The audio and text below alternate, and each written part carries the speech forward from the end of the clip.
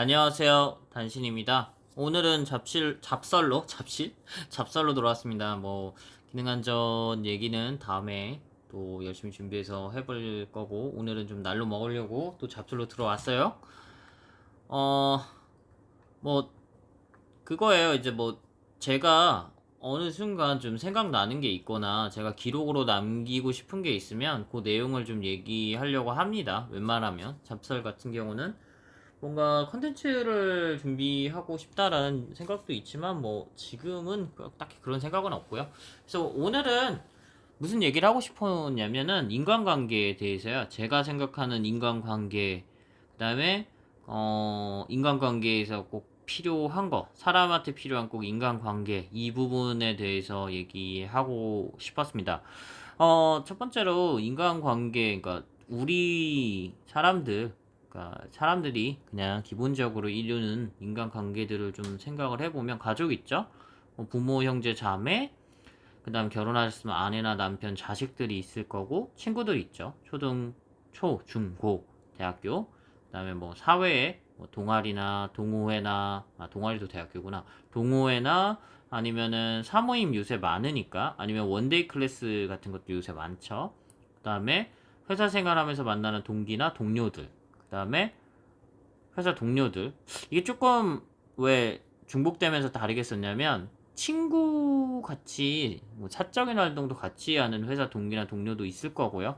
아니면 그냥 회사에서만 보이는 동료의 그 동료도 있으니까 좀 구분해봤어요. 그 다음에 직장 상하관계, 팀장님, 실장님, 아니면은 대리님, 사원님, 아니면 내 후배, 이런 관계가 있겠죠. 근데 왜 우리가 이제 이런 관계를 맺으면서 살고 있냐면, 인간은 기본적으로 혼자서 살 수 없는 동물입니다.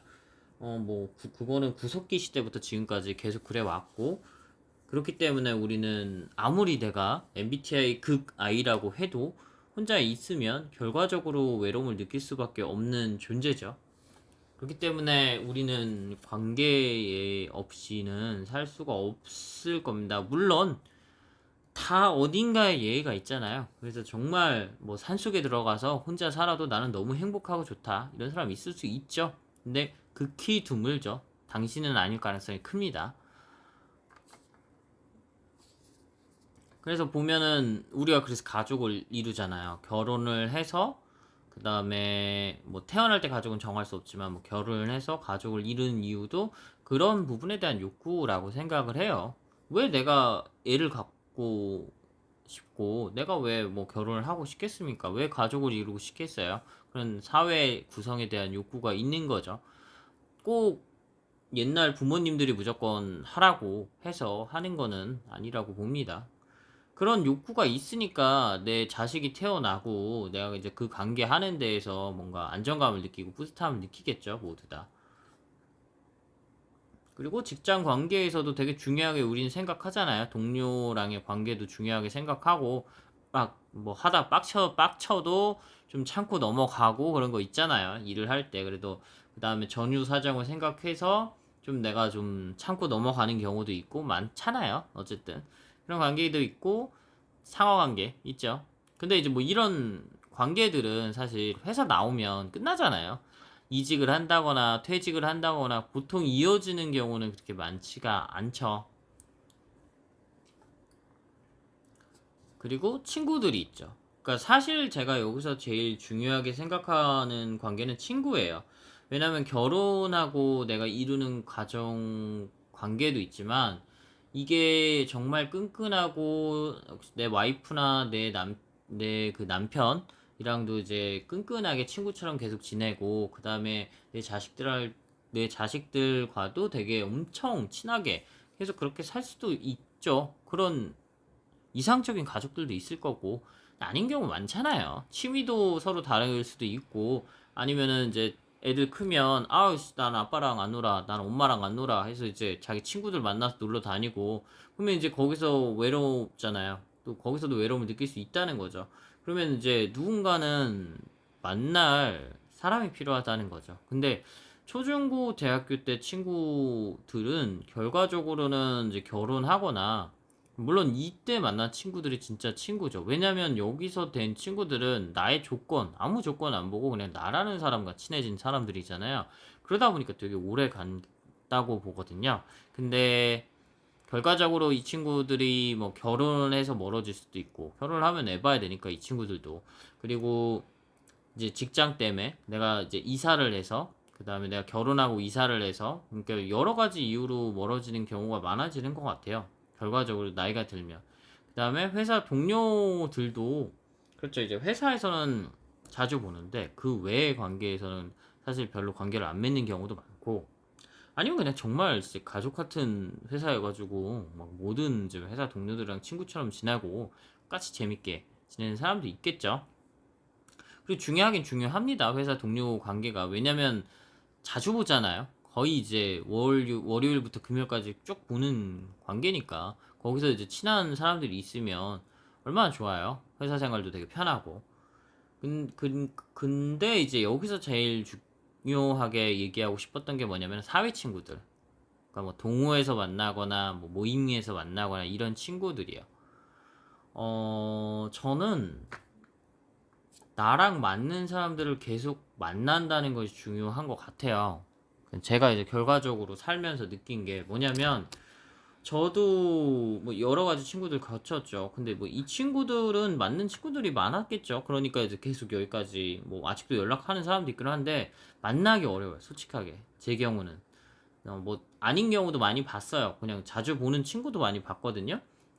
뭐 초등교나 대학교 친구. 근데 어려워요. 사실 집도 멀어지고, 그 다음에 이제 뭐 거기도 결혼하고 이제 애들이 있으니까, 또 이제 코로나 이럴 때도 가기 어렵고, 그 다음에 또 가면은 이제 육아에 방해되고 또 힘들 수도 있으니까 이제 좀 꺼려지게 되더라고요. 제가 남자여서 그럴 수도 있는데, 회사 동료도 사실 저는 좀 비슷해요. 회사 동료도 처음에는 동기가 많아서 친구처럼 지내다가 결혼하니까 좀 어려워지더라고요. 멀어지는 거죠. 그리고 솔직히 안 맞는 친구들도 많이 있었고.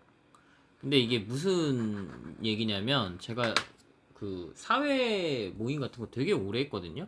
그래서 군대에서 우리가 거의, 저는 한 300명 정도 만난 것 같아요. 실질적으로 군 생활을 같이 하고 뭔가 활동을 한 사람들 따져보면.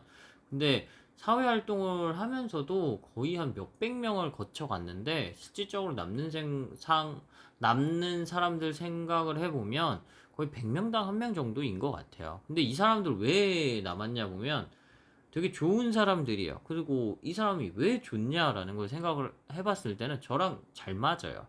잘 맞는 뭔가가 있어요. 한두 개는 있어요. 아니면 이 사람한테 내가 정말 배울 게 많아서, 난 이 사람한테 뭘 좀 배워야겠다. 아니면 이 사람이랑 계속 뭔가 얘기를 하고 싶다. 아니면 이 사람이랑 관계를 계속 이어가고 싶다. 이걸 이제 느끼는 사람들이 결과적으로 남는 것 같아요. 결과적으로 그 외적인 사람은 제가 연락을 점점 안 하던지, 그쪽에서 연락이 안 오던지 해서 사람이 끊어지는 거가 되게 많고요. 그냥 사람의 관계가 그런 경우가 되게 맞아요. 근데 저는 이제 그냥 흔히 말하는 친목 모임 같은 거를 좀 오래 했거든요. 그러니까 친목 모임이 처음에는 되게 재밌었어요. 막 뭔가 모임하면 사람이 어디 가서 내가 주최하는 모임에 한 20명씩 막 30명씩 오고, 그다음에 정모하면 한 50명씩 이렇게 오고 하니까 이거를 만들어 가는 게 사실 처음에 되게 재밌었거든요. 근데 결과적으로 그렇게 남는 사람들이 많지가 않아요. 왜냐면 목적성을 갖고 오는 사람들도 많고, 거기다 이제 뭐 사기치는 사람들도 좀 있었고, 하여튼 뭐 여러 종류의 사람들, 그러니까 108명의 사람들이 있으면 108개의 번뇌가 있다고. 진짜 좀 아닌 경우가 많이 있었고, 그래도 그 중에서도 좀 중요한 사람들을 만났으니까 그나마 다행이긴 한데, 근데 이제 요새 클라이밍 하면서 느낀 게 뭐냐면, 정말 사람들이랑 얘기하기가 더 편한 것 같고요. 그 다음에 뭔가 여기서 만나는 사람들은 그렇게 좀 어렵지가 않고, 그 다음에 좀 쉽게 쉽게 얘기를 할 수 있는 부분인 것 같아요. 그걸 되게 많이 느꼈어요.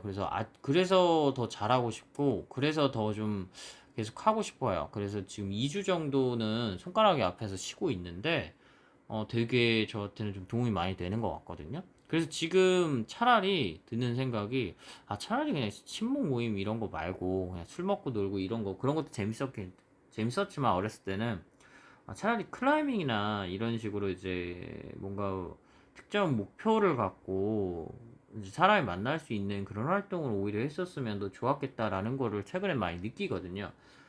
왜냐면 결과적으로 헬스는 솔직히 말해서 저는 헬스는 되게 오래 했거든요. 근데 헬스는 혼자 하는 운동이야 사실. 그다음에 보드나 이런 것도 같이 할 수 있지만 결과적으로는 여러 명이서 같이 하기 좀 힘들다라고 보거든요. 결과적으로 타는 순간 혼자기 때문에. 근데 이제 그런 걸 많이 했는데 이제 이렇게 같이 하는 거는 뭐냐면 결과적으로 사람들이 모였는데 어떤 특정한 목적성을 갖고 있잖아요. 그러니까 목적성이라는 게 뭔가 내가 여자를 만나거나 남자를 만나기 위한 목적성보다도 내가 이걸 진짜 잘해야 되겠다. 그냥 운동 자체를 일단 이 사람들은 좋아하고 내가 그러니까 클라이밍으로 따지면 이 여기에 있는 특정 레벨이나 특정 과제를 풀어야겠다 이런 목적들을 갖다 보니까 그 자체가 일단 나랑 맞는 게 하나는 먹고 가는 거죠. 그러니까 나랑 맞는 사람들을 맞는 게 되게 쉽고 어떤 이제 나이 같은 거에 상관없이도 대화를 하는 게 쉬워지는 거죠. 그래서 그런 장점을 이제 발견한 것 같아요. 그리고 이걸 그래서 계속 나이가 들어도 해도 되게 좋은 활동이고 여기서 계속 제가 어떤 맞는 사람들을 계속 만날 수 있다라는 생각이 들더라고요.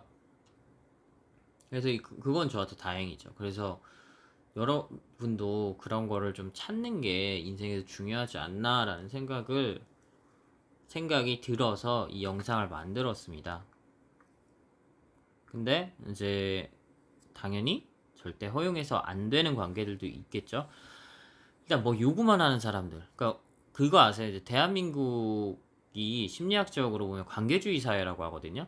그러니까 일본은 집단주의 사회고 중국은 잘 모르겠고 그다음에 미국이나 이제 유럽 쪽은 이제 개인주의 사회라고 많이 얘기를 해요.